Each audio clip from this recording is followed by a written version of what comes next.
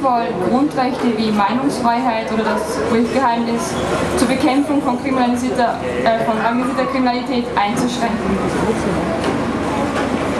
Hier gilt der Grundsatz der Verhältnismäßigkeit. Das heißt, der Grundsatz der Verhältnismäßigkeit ist oberste Maxime beim Handeln der Verwaltung und auch der Exekutive.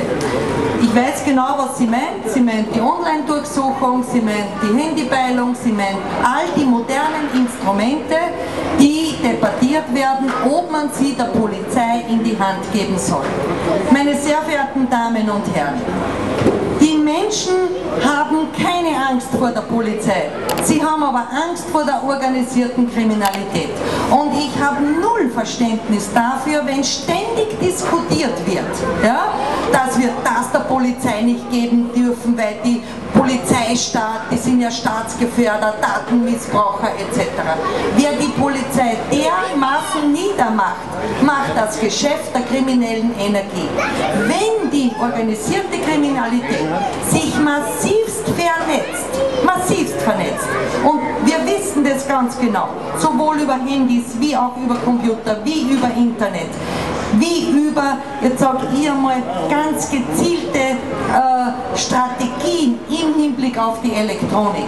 Und wir dann aber im selben Atemzug sagen, na, die Polizei kann so moderne Instrumente nicht in die Hand kriegen, weil sie könnte damit ja Missbrauch machen.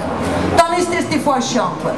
Zuerst muss ich der Polizei das alles erlauben. Ich habe null Verständnis dafür, wenn man der Polizei keine Instrumente in die Hand gibt. Handypeilung, Online-Durchsuchung, elektronische Ermittlungsmethoden.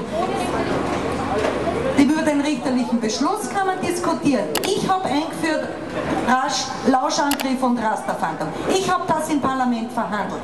Ich weiß, wie wir damals ganz behutsam umgegangen sind mit richterlichem Beschluss und durch Kontrolle begleitend durch den Rechtsschutzbeauftragten.